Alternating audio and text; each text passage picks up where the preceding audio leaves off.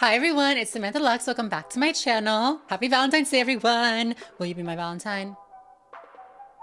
Thanks. I made a video a couple weeks ago about Trump's first day in his presidency and the executive order that he signed on that first day that was attacking trans people. But since then, he has signed 6 new executive orders that are impacting the LGBT community. So for today's video, instead of making individual videos about every single executive order that he passes about us, I figured I would put at least the ones that he's released so far into one video so that you guys can have this kind of collected place. Because I don't know about you, but I'm already hearing people say, well, what has he even done that's actually affected the trans community? Let me tell you. So yeah, for today's video, that's what we're doing. Talking about all 6, and hopefully it'll be fun. My name is Samantha Lux. I post new videos twice a week here on my channel. So if you guys are not yet subscribed and you would like to be, go ahead and do that right now. Go ahead. I'll wait for you. Do you guys have any fun Valentine's Day plans? Let me know.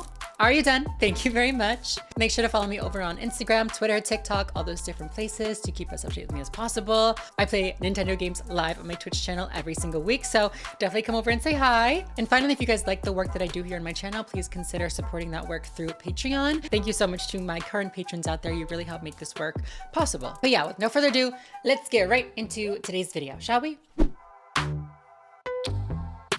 So I want to start out this video by first of all saying, take these things with a grain of salt, right? These are executive orders. By law, executive orders are not allowed to override the Constitution. They're not allowed to override federal laws or established legal precedent. They can try, but that does not mean that they will succeed. And I also want to really highlight that their goal in doing all of this is to, one, roll back protections for trans people, but 2, to overwhelm us. They want all of this to make it so unbearably difficult to operate day to day and to take in new information. And so while, yes, I know this is very overwhelming, try your best to stay present. Calm your body. That's what my niece says. Calm your body. But it is just so true.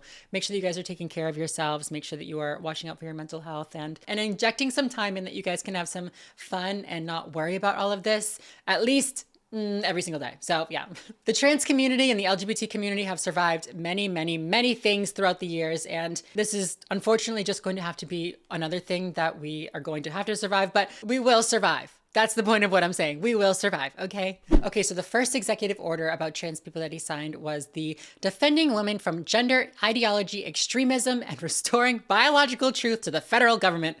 I'm sorry, just like the phrasing of it is crazy to me, but this executive order really sets down the framework for attempting to remove legal protections for trans people and legal recognition of trans people. This executive order would make the administration's policy only recognize 2 sexes. And I want to be clear that this does not mean trans women will be recognized as female or trans men will be recognized as male, and only people that are non-binary or use that X gender marker are going to be, hurt in this. This does affect all transgender people. This stops binary trans people like myself from receiving passports or, identifying documents with the correct gender marker, putting our safety in risk, not only in everyday situations where we have to present our IDs, but also traveling abroad. I just got my new passport in the mail and they changed the gender to male because of Donald Trump. All of my other documents are updated to female, and I've been fully surgically updated to female. The changes were made to match our record. It would also ban trans people from using the bathroom that corresponds with their gender identity on federal property. This executive order would require trans women to be housed in men's prisons. However, a judge has already blocked the transfer of a trans woman to a men's prison. So I'm hopeful that this one will be kind of,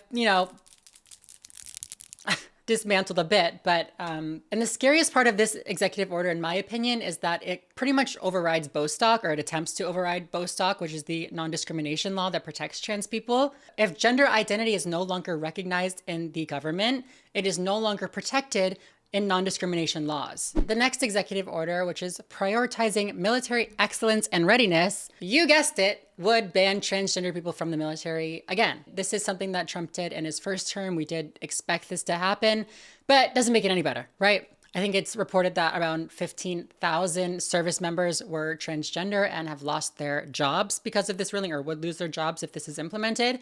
And not to mention, there is no freaking reason to do this, right? I've heard the argument, oh, well, they don't allow people that have anxiety or that have flat feet. Okay, being trans is not a condition that makes you unfit to serve the military. It is just simply not. If your gender dysphoria is really bad, if your depression, if your suicidality is really bad, those are different conditions that may disqualify you, but transness in itself does not mean that you are not fit for the military. There was a bipartisan study determined that there was no risk, neither with unit readiness nor financial burden or any other reason. The only reason they do this is, the culture war.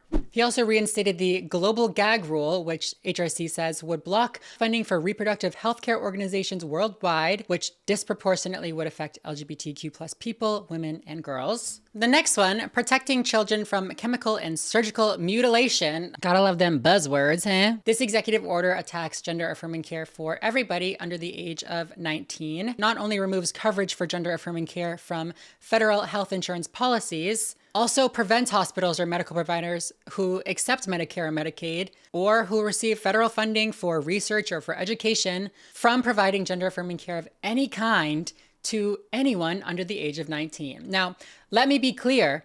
These same exact medications that they are blocking for trans people under 19 are still allowed for non-transgender people. Puberty blockers are still allowed in cisgender children with precocious puberty. Testosterone treatment is still available for young cis boys who don't start puberty soon enough. Estrogen is available for young girls for the same reason. Not to mention, how many breast augmentations do they do on minor girls in this country every single year? So making the teenage girls' boobs bigger isn't an issue to you, only making them smaller. Freaks. This executive order also directs the U.S. Attorney General to protect people who report on other people who are providing gender-affirming care, and even propose legislation to make it easier to sue a provider of gender-affirming care for medical harm. I don't know if they want to apply this retroactively to people who have provided gender-affirming care in the past, but I would not be surprised. It also directs the Attorney General to take action against states that have laws that take custody away from parents who don't support their transgender child's transition. I'm reading this article from HRC. It literally says, no such laws exist. It's all just a big part of their game, a big part of their culture war mess. And it even says they're going to enforce female genital mutilation laws as if that has anything to do with gender-affirming care, to paint a picture of this massive evil thing happening. The reality is gender-affirming care has been backed by numerous studies showing that it lowers suicidality, lowers depression, lowers anxiety, increases quality of life. It's been supported by the American Medical Association, the American Psychological Association.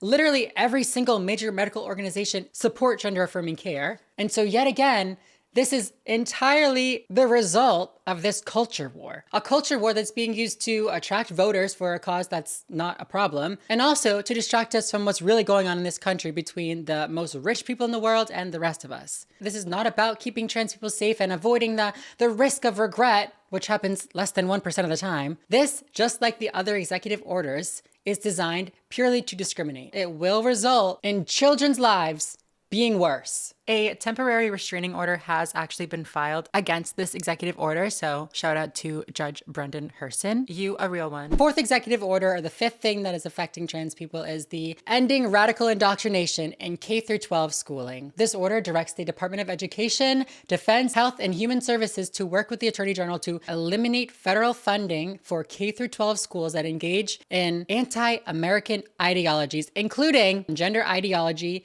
and discriminatory equity ideology. It also encourages the prosecution of teachers and officials who respect a student's transition.